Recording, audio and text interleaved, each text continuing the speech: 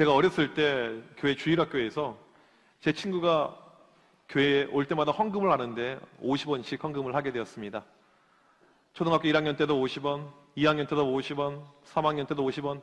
물가 상승률이 전혀 반영되지 않은 헌금이죠. 문제는 다른 친구들은 100원씩 했어요. 근데 혼자만 50원 한 거죠. 그래서 그 선생님이 하루는 그 친구한테 아무개야 너도 이제 100원 하렴 이렇게 이야기를 했어요. 정중하게 권면했어요. 이 친구가 집에 오더니 엄마 아빠한테 이야기한 거예요. 엄마 아빠 큰일 났다고. 교회가 지금 큰일 났다고. 교회가 올랐다고. 교회가 2배나 올랐다고. 그때 그 친구가 말했던 그 우스개 이 소리가 기억이 납니다. 헌금하게 되면 교회를 처음 오신 분이나 교회를 오래 다니신 분이나 모두에게 우리에게 왠지 모를 이 부담감, 어려움이 항상 있는 것이죠. 어떤 교회를 봤더니 이 교회 헌금 봉투가, 헌금의 종류가 몇 개가 있냐면 30종류, 30개의 봉투가 있는 교회가 있더라고요. 제가 한번 다 읽어드릴게요. 11조 감사헌금, 10만 감사헌금, 장학헌금, 건축헌금, 중축헌금, 성교헌금, 차량헌금, 부활감사헌금, 맥주감사헌금, 추수감사헌금, 돼지구입헌금, 강당꽃헌금, 성탄축하헌금, 신년감사헌금, 주일헌금, 월정헌금, 주정헌금, 차량헌금, 교회 개척헌금, 교회 분립헌금, 구제헌금, 부흥집회헌금, 구역헌금, 각종 교회 비품구입헌금, 임직헌금, 오순절 감사헌금, 헌신예배헌금, 기도원 헌금, 교육관헌금. 숨도 쉬기 어렵네. 여러분은 청암교회 다니신 것을 감사하게 생각을 하십시오. 저희 교회 보게 되면 헌금의 목적대로 헌금 봉투가 있는데 제 개인적인 생각으로는 좀 많다라는 그런 생각을 할 때가 이렇게 있습니다. 요즘에 보게 되면 이 기독교가 사회에서 지탄을 받고 비난을 받는 이유 가운데 하나가 이 재정에 대한 불투명, 이 교회의 어떤 재정의 비리, 또 재정의 횡령, 특별히 목사들이 이런 돈을 가지고 자기 멋대로 살아가는 것들, 이런 것이 이 사회적인 지탄의 어떤 모습 가운데 하나라고 봅니다. 교회 재정은 늘 투명해야 됩니다. 그러니까 여러분들 재직회나 공동회를 꼭 참여하셔야 되죠. 그 다음에 이 성도들이 힘들게 낸 교회 헌금은요, 바르게 사용이 돼야만 한다는 것입니다. 이것이 있을 때 교회가 건강하게 나아가는 것입니다. 아무튼 이 헌금이란 것은 우리의 신앙생활에서 매우 중요한 부분입니다. 얼마나 중요하냐면 우리가 매주 살펴보고 있는 이 빌립보서가 기록된 이유가 헌금 때문에 기록이 되어져 있어요. 사도 바울이 빌립보 교인들에게 이 편지를 쓰고 있는 이유가 이 교인들이 보내준 헌금 때문에 에바브로 디도로를 통해서 이 헌금을 보내준 거에 대해서 바울이 감사의 표현을 하기 위해서 기록이 된 것이 바로 이 빌립보서라는 것입니다. 오늘 말씀을 보게 되면 이 바울은 헌금을 받은 다음에 감사를 이렇게 표시하고 있어요. 14절을 같이 한번 읽어보도록 하겠습니다. 시작. 그러나 너희가 내 괴로움에 함께 참여했으니 잘하였도다. 여기서 말하고 있는 괴로움은 물질의 괴로움을 이야기합니다. 바울이 이 물질로 인해서 어려움이 많았어요. 하나님의 일을 해야 되는데 돈이 없거든요. 그런데 이때 마침 빌립보 교회가 헌금을 보내줬어요. 그러니까 잘하였도다라고 표현을 하고 있는 것입니다. 바울이 빌립보 교회에게 잘하였다고 말한 특별한 이유가 있는데 고린도후서 8장 2절에 보게 되면 환난의 많은 시련 가운데서 저희 넘치는 기쁨과 극한 가난이 저희로 풍성한 연보를 넘치게 하였느니라. 빌립보 교회를 포함한 마게도냐 교회 교인들의 헌금을 칭찬하고 있습니다. 빌립보 교회 역시 재정의 상태가 좋지 않았어요. 어려움이 있었습니다. 그럼에도 불구하고 물질로 동참을 하고 있어요. 그러니까 잘하였더라 이렇게 이야기를 하는 것입니다. 바울의 이러한 감사의 표현은 15절도 이렇게 이어갑니다. 같이 한번 읽도록 하겠습니다. 시작. 빌립보 사람들아 너희도 알거니와 복음의 시초의 대가 마게도냐를 떠날 때에 주고받는 데 일에 참여한 교회가 너희 외에 아무도 없었느니라. 바울이 마게도냐 지역에서 첫 번째로 개척한 교회가 빌립보예요. 빌립보 교회를 개척한 다음에 사람들이 바울을 쫓아냈죠. 바울이 목숨의 신변의 위험을 느껴서 이제 다른 지역으로 가게 됩니다. 이때 빌립보 교회가 바울의 물질적인 것을 도왔다라고 이야기합니다. 15절 본문에 주고받은 일이라는 표현이 있는데 이건 회계 장부 용어예요. 수입과 지출을 이야기하는 용어입니다. 혹시 아직도 가계부 쓰시는 분 계실지 모르겠지만 수입이 있고 지출이 있잖아요. 이것을 지금 바울이 밝히고 있어요. 빌립보 교회가 돈을 어떻게 썼는지를 지금 보여주고 있는 대목인데 지금 힘들고 어려웠던 이 작은 교회 빌립보 교회가 바울을 돕고 바울에게 지출한 것입니다. 이런 교회가 마게도냐 지역에서 빌립보 교회 하나밖에 없었다라고 이야기합니다. 16절 이렇게 이어서 이야기합니다. 같이 한번 읽겠습니다. 시작.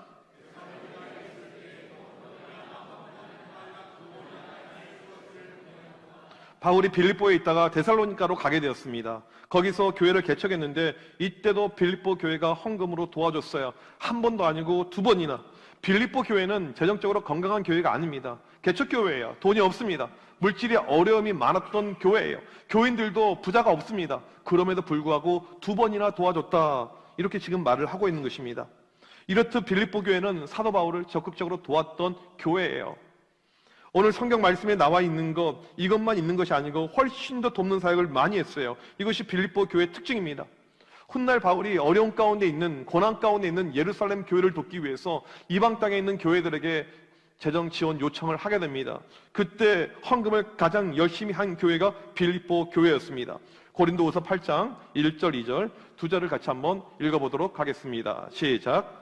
형제들아, 하나님께서 마게도냐 교회들에게 주신 은혜를 우리가 너희에게 알리노니 환난의 많은 시련 가운데서 그들의 넘치는 기쁨과 극심한 가난이 그들의 풍성한 연보를 넘치도록 하게 하였느니라. 빌립보 교회가 한 헌금은 형식적인 헌금이 아니었고 그냥 대충 한 것이 아니었고 뭐라고 합니까? 풍성한 연보라고 이야기하죠. 연보는 헌금이란 뜻이에요. 옛날 단어입니다. 옛날 한자어예요. 헌금을 풍성하게 했다라고 이야기를 하고 있습니다. 자기들도 어렵고 자기들도 먹을 것이 없는데 돕기 위해서 더 많이 썼다는 것입니다. 이렇게 볼 때 지금 바울이 빌립보 교회가 준 헌금 때문에 정말 감사를 표시하고 있습니다. 14절도 15절도 16절도 상세하게 감사를 밝히고 있어요. 그런데 사람이 잘못하면요 오해하기 쉬워요. 야, 바울이 돈 엄청나게 밝히는구나.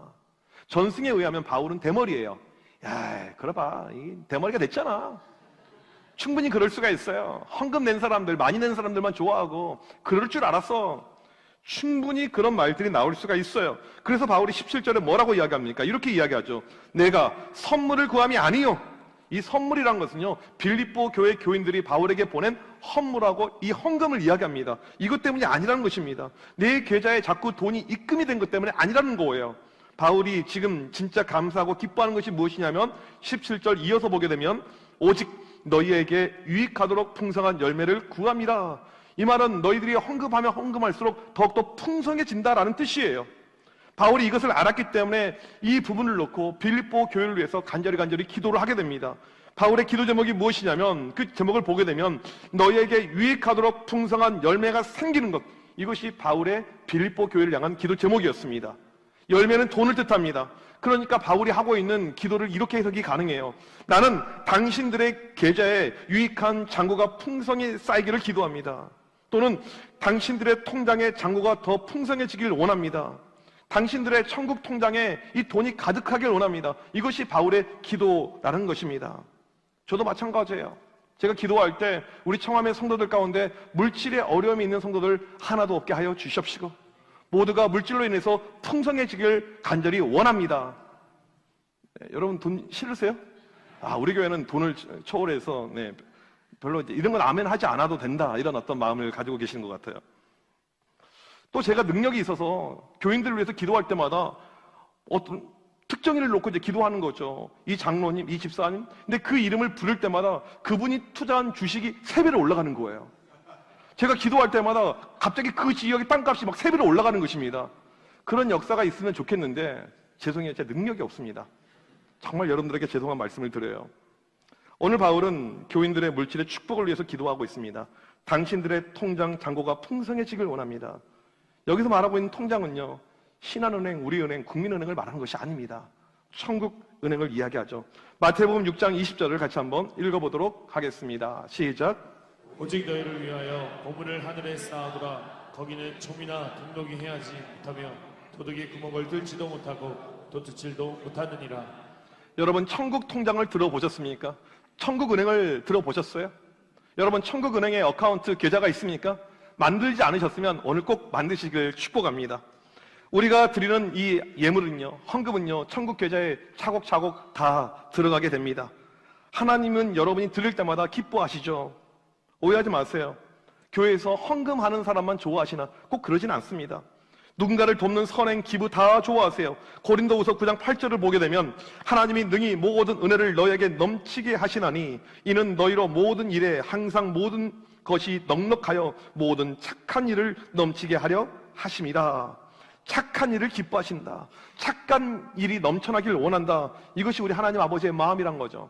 누군가를 내가 구제합니다. 돕습니다. 지극히 작은 소자에게 물 한 잔 준 것도 하나님이 기억하신다라고 이야기하시잖아요. 이 모든 것을 기뻐하신다라는 것입니다. 지금 사도 바울은 당신들이 나를 도운 것들, 힘든 와중에 드리는 헌금들 너무 귀합니다. 하나님이 기뻐하십니다. 그러면서 18절에 이렇게 이야기를 합니다. 같이 한번 읽어보도록 하겠습니다. 시작. 내게는 모든 것이 있고 또 풍부한지라 애밥으로 니도 편에 너희가 준 것을 받음으로 내가 풍족하니 이는 받으실 만한 향기로운 제물이요 하나님을 기쁘시게 한 것이라. 여기 보게 되면 내게는 모든 것이 있고라는 헬라어가 앞에 코인데 영수증을 발행했다라는 뜻입니다. 서두에도 말씀드렸듯이 바울은 지금 빌립보 교회가 자기에게 준 헌금에 대해서 감사하고 있어요. 에바브로 디도를 통해서 어려운 와중에 줬던 헌금에 대해서 감사하는데 지금 바울이 뭐라고 하냐면 전액 수령 잘 했습니다. 그러면서 영수증을 발급을 하고 있는 것입니다. 이 표현은 재정의 투명성을 보여주는 거예요. 내가 그냥 받아서 먹고 없어진 것이 아니고 이 전액을 내가 잘 수령했습니다라는 바울의 재정에 대한 투명함을 보여주고 있습니다. 이렇듯 바울은 빌립보 교회 헌금을 잘 받은 것에 대해서 감사하고 이들의 천국의 계좌에 더 많이 입금되길 기도한다라고 이야기합니다. 이것이 오늘 본문의 내용인데 여기서 끝나는 것이 아니고 오늘 본문에서 사도 바울은 이 헌금이 우리에게 주는 의미가 무엇인가, 이 의미에 대해서 정확하게 말해주고 있습니다. 힘들고 어려운 사정에서 이 빌립보 교회가 냈던 선물, 그 헌금의 의미를 두 가지로 이야기합니다. 첫 번째로는 먼저 향기로운 제물이라고 이야기를 하고 있습니다. 지금 교인들이 낸 헌금은 향기로운 제물이다라는 것입니다. 여러분, 이 표현은 어디서 유래했냐면 구약 레위기에서 유래했습니다. 구약 레위기를 보게 되면 하나님께 우리가 제사를 드리는데 5가지의 제사가 나오게 됩니다. 번제, 소제, 화목제, 속제제, 속건제. 나중에 기회가 되면 이걸 설교하겠지만 5가지 제사 가운데 가장 중요한 제사가 무엇이냐면 번제예요. 번제는요, 짐승을 드릴 때 완전히 태워서 드리게 됩니다. 여러분, 이 짐승, 이제 짐승이라고 하니까 조금 거리감이 있는데 삼겹살을 구울 때, 갈비를 구울 때, 소고기를 구울 때 냄새가 납니까, 안 납니까? 안 드셔보셨어요? 네. 그 냄새가 좋아요, 안 좋아요? 지금 정도가 되면 시장하실 때예요. 네.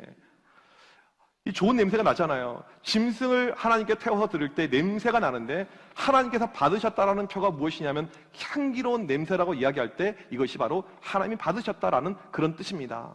근데 중요한 것은 하나님께서 모든 짐승의 제사를 항상 받으셨던 것은 아니에요. 레위기 1장 3절에 보게 되면 그래서 우리한테 하나님께서 기쁘게 받으시게끔 하라고 이야기를 합니다. 아무나 다 받는 것은 아니라는 것이죠. 4종류의 짐승을 하나님께 올려드릴 수가 있었습니다. 소, 양, 염소, 비둘기. 이 짐승을 4개로 나누는 이유가 있어요. 사람의 경제적인 수준에 따라서 하나님께 드리라는 것입니다. 소는요, 지금도 비싸요. 그런데 고대 소는요, 마을에 1마리 정도밖에 없었습니다. 2마리 정도밖에 없었어요. 이걸로 옆집, 뒷집 같이 밭농사를 같이 지었어요. 이걸 어떻게 드립니까? 정말 갑부가 아닌 이상 드릴 수가 없어요. 양은요, 그 당시도 비쌌어요. 그러니까 비둘기를 넣은 이유가 무엇이냐면 돈이 없더라도 이렇게 드려라라고 그런 차원에서 말씀을 한 것입니다. 하나님께서 원하시는 것은 어떤 물질이 많고 적음이 아니고 액수가 아니라는 것이죠. 돈 없는 사람의 사정을 오히려 아시고 돈이 없을지라도 낼 수 있는 길을 만들어 주셨어요. 이것이 바로 비둘기입니다. 물질의 액수보다 중요한 것은 정성이라는 것을 말씀합니다. 신약에 보게 되면 주님께서 헌금한 사람 가운데 칭찬하신 케이스, 극찬한 케이스가 등장하게 되는데 그게 몇 억짜리 헌금이 아니었어요. 갑부의 헌금이 아니었습니다. 가난한 여인의 헌금이었죠. 과부가 냈던 2렙돈, 요즘으로 환산하면 3,000원의 헌금, 이것을 주님은 극찬하셨습니다. 왜요? 그 여자의 전 재산이었으니까. 정성을 이야기하는 것입니다. 마음을 이야기하는 것입니다. 요즘에 이 예배 드리는 것이 참 쉽습니다.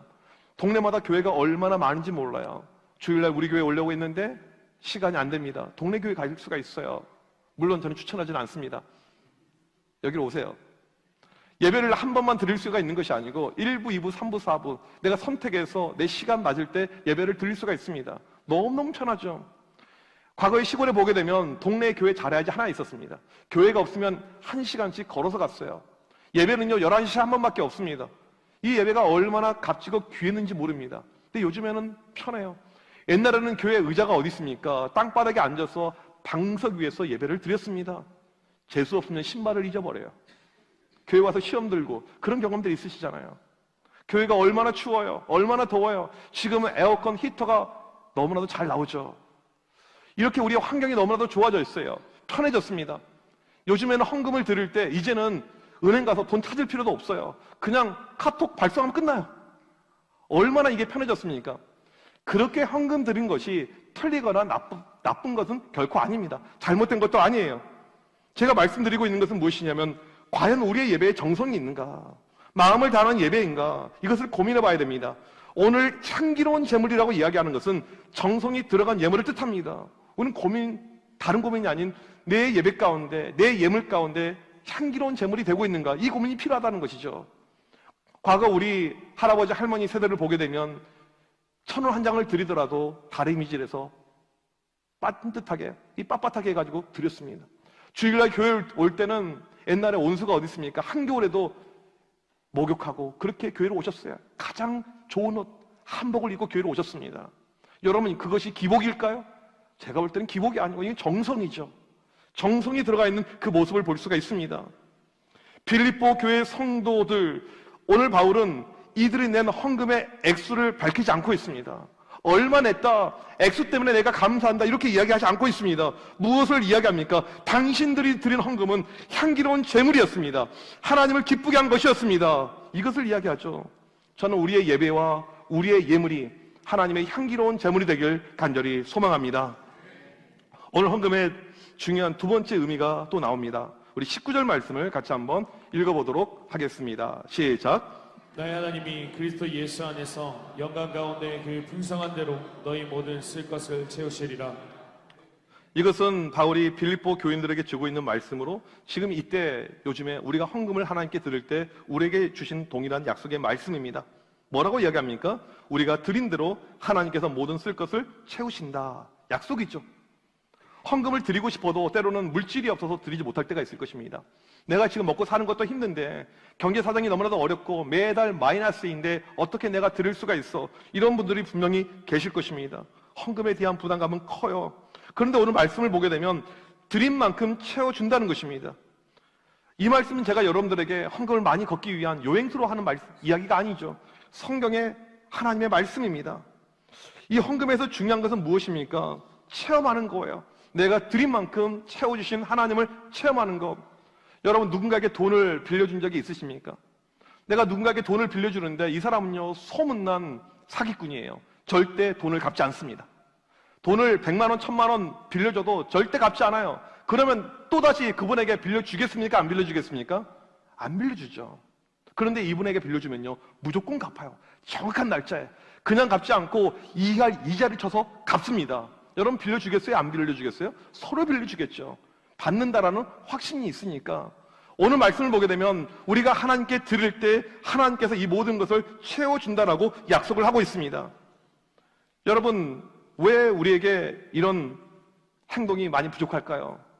1차적으로 믿음이 없는 것이죠. 믿어지지 않는 거예요. 교회 헌금하게 되면 그 돈이 이상한 데로 새지 않을까? 목사가 다 먹지 않을까? 저희 아버지가 목회하셨잖아요. 제가 어렸을 때부터 많이 들었던 이야기가 무엇이냐면, 이제 제가 초등학교 이렇게 다닐 때 애들이 항상 하는 이야기가 있어요. 야, 헌금하면 너희 아빠가 다 가져가지. 진짜 제가 예수님 안 믿었으면 아마 칼부림이 났을지도 몰라요. 정말 제가 듣기 싫었던 그 이야기입니다. 왜 이런 어떤 삐딱한 시선이 우리 가운데 있을까요? 체험이 없으니까 그런 것이죠. 제가 2010년에 유학 끝나고 이제 한국에 와서 부교육자 생활을 시작을 하게 되었습니다. 그 당시 가진 것은 하나도 없었어요. 아무것도 없었습니다. 그냥 땡전 한 푼 없이 한국에 와서 시작을 하는 거예요. 세 식구가 살아야 될 집이 있어야 될 거 아니에요. 그래서 은행 대출을 통해서 전세 집을 한 칸 얻어서 거기서 생활하고 그 돈을 갚아가고 이렇게 살아가는데, 그 당시 교회에서 받은 돈을 가지고 계산을 해봤더니 한 달에 우리 가정이 살 수 있는 생활비가 얼마가 나오냐면 딱 60만 원이 나왔습니다. 이것저것 돈을 다 빼니까 60만 원 가지고 생활을 해야 되는 거예요. 여러분, 세 식구가 새 식구가 60만 원 가지고 살 수 있습니까? 없습니까? 새 식구가 60만 원 가지고 한 달을 살 수 있어요? 없어요? 있어요. 저는 그렇게 살았어요. 안 먹고 안 쓰면 돼요. 그냥 또 저희 집은 식구들 아시겠지만 잘 먹지도 않아요. 그러니까 충분히 살 수 있어요. 근데 이게 문제가 아니고 제가 그 당시 청소년 사역을 하는데 아이들 만날 때, 아이들 신방할 때 애들에게 해줄 수 있는 것이 아무것도 없어요. 너무너무 미안한 거예요. 애들 뭐라도 간식이라도 하나 사줘야 되고 해야 되는데 줄 수 있는 돈이 아무것도 없는 거예요. 항상 이것이 제 안에 있었던 미안함이었고 불편함이었습니다. 그런 가운데 하루는 어떤 교회에서 헌신 예배를 인도해 달라는 거예요. 제가 그 헌신 예배를 잊을 수가 없어요. 제 생전에, 제 평생에 그렇게 설교를 망친 적이 처음이었기 때문에 정말 설교를 망쳤어요. 근데 그게 중요한 것이 아니고 그날 받았던 봉투를 잊을 수가 없습니다. 강사비 30만 원. 이걸 잊을 수가 없어요. 이 돈을 받자마자 누가 떠올랐냐면 우리 다민이가 떠오른 것이 아니고 교회 아이들이 떠올랐습니다. 그리고는 그 돈을 가지고 아이들에게 맛있는 걸 사줬어요. 마음이 얼마나 기쁜지 몰라요. 그동안에 묵었던 제 모든 답답한 마음이 다 해소가 되었어요. 그런 가운데 저도 모르게 이런 기도가 나오게 되더라고요. 하나님, 저에게 물질을 주신다면 이것을 아이들을 위해서 쓰겠습니다. 그리고 나서 시간이 좀 흘렀어요. 저는 잘 몰랐는데 어느 순간에 제가 전국 교회 1타 강사가 되어져 있더라고요. 보통 이 교사들 세미나가 토요일 날 있어요. 토요일 날 강의를 하고 교회 반드시 저녁에 들어오는데 그때 교회에 전화합니다. 애들 몇 명 있냐고. 교회가 크니까요. 애들이 더럽게 많아요. 들어오면서 피자 30판, 치킨 30마리를 사가지고 들어오는 거예요. 애들에게 나눠줍니다. 항상 이렇게 줬어요. 여러분 그 기쁨을 아십니까? 누군가가 나로 인해서 기뻐한다는 거. 가끔 애들 가운데 철딱선이 없는 애들이 있었어요.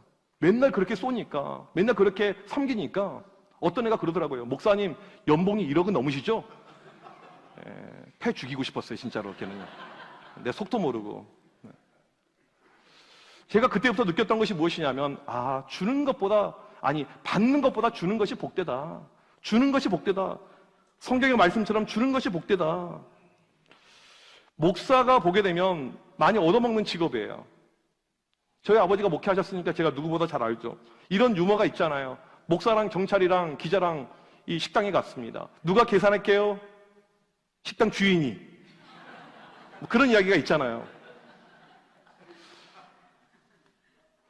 제가 아이들을 섬기면서 그때 느꼈던 것이 무엇이냐면, 목사는 돈이 있건 없건 섬기는 일을 해야 된다. 누군가를 대접하고 누군가를 섬기는 거. 이것이 맞다. 그런 생각이 들었습니다. 돈을 쓰는 거. 밥 한 끼 여러분 제가 사드릴 수 있습니다. 필요하면 언제든지 이야기하세요. 저는 누군가에게 얻어 먹을 때보다 제가 사줄 때가 기뻐요. 제가 누군가의 집에 가서 밥을 얻어 먹기보다는 저희 집에 사람을 불러서 함께 먹을 때가 훨씬 더 기쁩니다. 왜요? 주는 것이 받는 것보다 기쁘기 때문에. 저는 누군가를 도우려고 늘 노력을 하고 있습니다. 아직도 부족하죠. 내년에 누군가를 더 많이 돕자, 더 많은 선교사를 돕자, 그런 마음을 가지고 살고 있어요. 놀라운 것은요, 쓸 때마다 다 채워졌습니다. 제가 아직까지 경험한 물질과는 무엇이냐면요, 오늘 말씀 19절 그대로예요. 그 풍성한 대로 너희 모든 것을 채우시리라. 제가 누군가를 섬기면서 하나님께 드리면서 한 번도 제 재정 가운데 마이너스 된 적은 없어요. 왜? 채워주시니까. 하나님의 여러 가지 방법을 통해서. 여러분 돈이 필요하십니까? 물질이 필요하십니까? 부자가 되고 싶습니까? 먼저 쓰십시오. 저를 위해서 쓸 필요 없어요. 누군가를 도와주세요. 힘들어하는 분들, 어려운 분들, 돈이 필요한 분들, 또 하나님을 위해서. 기부왕들 보게 되면 가난한 사람들은 존재하지 않습니다. 성경은 분명하게 이야기해요. 주는 것이 받는 것보다 복되다. 우린 이렇게 이야기하죠. 하나님 저에게 물질을 주시면 저도 섬길 거예요. 하나님 저를 부유케 하시면 저도 많이 헌금할 거예요. 그런 이야기를 하실 겁니다. 하나님은요, 여러분의 마음을 아십니다. 여러분의 중심을 아세요. 먼저 내라, 먼저 도우라, 먼저 섬겨라. 그러면 내가 풍성하게 채워줄게. 이때 누가 채워줄까요? 여러분의 자녀가 채워줄까요? 배우자가 채워줄까요? 부모 형제가 채워줄까요? 오늘 말씀 19절을 똑똑히 자세히 보십시오. 나의 하나님이, 누가요? 나의 하나님이 채워주신다라고 약속을 하고 있습니다. 연말에 우리 교회가 하는 사역 가운데 하나가 어려운 교회, 미자리 교회를 돕는 사역을 합니다. 1년 동안 모은 이 목장 헌금을 가지고 미자리 교회를 도와요. 교회 생태계라는 것이 있는데요. 교회는요, 큰 교회, 중간 교회, 작은 교회 다양한 사이즈가 있는데 작은 교회들이 없어지면 이 땅의 모든 교회들이 무너지게 됩니다. 이것이 교회 생태계예요. 교회가 건강하려면 이 땅의 교회가 10,000명 교회가 하나 있는 것보다는 1,000명 교회 10개 있는 것이 훨씬 더 교회 건강한 그림이라는 것입니다. 근데 요즘에 작은 교회들이 쉽게 무너지고 있습니다. 왜냐하면 어려우니까. 요즘에 목회지가 없고 이제 교회를 개척하는 우리 목사님들 보게 되면 힘들고 어려우니까 이분들이 쿠팡 알바를 합니다. 카페를 합니다. 여러분, 목회라는 것이 만만한 것이 아니에요. 제가 쿠팡 알바하면서 장례식 인도할 수 있겠습니까? 신방 갈 수 있겠습니까? 설교할 수 아무것도 못해요. 그러니까 이분들이 처음에는 의욕 가운데 하다가 결국에는 목회를 접게 됩니다. 이런 것을 우리가 막기 위해서 작은 헌신이지만, 작은 도움이지만 우리가 좀 도와주자, 그런 마음을 가지고 저희가 3년 전에 이걸 시작하게 되었습니다. 작년부터 공개적으로 돕겠다라는 광고를 하지 않고 있어요. 왜 그러냐면 너무나도 서류가 많이 들어와요. 힘들고 어려운 교회들이 너무나도 많아요. 제가 그들의 형편과 사정을 보게 되면 죄책감이 느껴집니다. 내가 이렇게 살아도 되는가? 그런 마음이 들 만큼 어려운 목사님들이 너무나도 많아요. 작년 여름에 우리 총회 SC 수련회 강사로 갔는데 찬양을 인도하는 목사님이 너무나도 찬양 인도를 잘해요. 이제 이분하고 대화를 해보니까 최근에 교회를 개척했더라고요.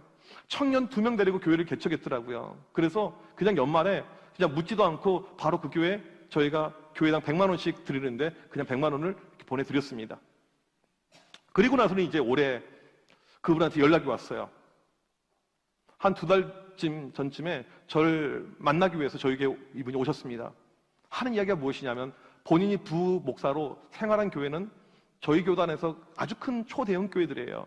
오림교회, 안산 동산교회, 가장 큰 교회들인데 이 개척의 타이밍, 또 교회에서 지원받을 타이밍이 있는데 그 타이밍을 놓쳐가지고 두 교회에서 일절 아무런 후원을 받지 못하고 그냥 청년들 데리고 개척을 시작한 거예요. 그렇게 개척을 하는데 어려워요. 힘들어요. 이게 잔고가 떨어져 갑니다. 처음에는 세이브된 돈을 가지고 지치려 하다가 나중에는 안 되는 거예요. 그러다가 이제 돈이 다 떨어지게 되었습니다. 우리가 드디어 문을 닫는구나. 그 찰나에 생각지도 않은 청암교회에서 돈을 100만 원 보내준 거예요. 저한테 뭐라고 이야기하자면, 목사님, 그때 보내주신 돈으로 12월 달 우리가 견뎠습니다. 그때 보내주신 돈으로 우리가 교회를 닫지 않고 교회가 지속이 될 수 있었습니다. 그리고 이 목사님이 이제 열심히 한 거에 의욕을 가지고 1월이 되었습니다. 2월이 되었습니다. 교인들이 1명씩 2명씩 온 거예요. 얼마 전에 만나서 이야기하는데 지금 아이들 포함해서 100명이 모이고 있다는 거예요. 그때 그 작은 물질 하나가 한 교회를 살리게 된 것이죠. 빌립보 교회의 그 헌금이 바울의 목회를 살리게 된 것입니다. 수많은 선교 사역을 살리게 만들었다는 것입니다. 아무것도 아닌 것처럼 보이고 작은 것처럼 느껴지지만 이게 얼마나 능력이 큽니까? 솔직히 이 시국에 우리 교회 시설 투자하면서 돈 들어갈 때 상당히 많거든요. 근데 진짜 지금 물질이 필요한 것은요, 우리보다 바로 그런 것입니다. 그들을 먼저 도와야 돼요. 여러분, 그동안에 헌금 생활 어떻게 하셨는지 모르겠지만 괜찮아요. 그냥 지금 하고 계시는 대로 하셔도 상관없습니다. 하지만 제가 간곡히 한 가지 부탁드리고 싶은 것은 무엇이냐면, 힘든 교회들, 어려운 교회들, 여기는 우리가 꼭 같이 목장 헌금에 동참하길 같이 말씀을 드립니다. 우리의 작은 이 정성이지만 이것을 통해서 한 교회가 살아날 수가 있는 것입니다. 바울의 목회 사역이 빌립보 교회 그 재정을 통해서 살아났듯이 그런 역사가 곳곳에서 만들어질 수 있다는 사실입니다. 오늘 여러분이 들은 이 물질이 바로 하나님이 기뻐하시는 향기로운 예물이 된다라고 이야기합니다. 또한 하나님께서 놀랍게 채워주신다는 은혜를 우리에게 약속하고 있습니다. 그 놀라운 은혜를 체험하는 우리 모두가 되시길 주님의 이름으로 간절히 축복합니다.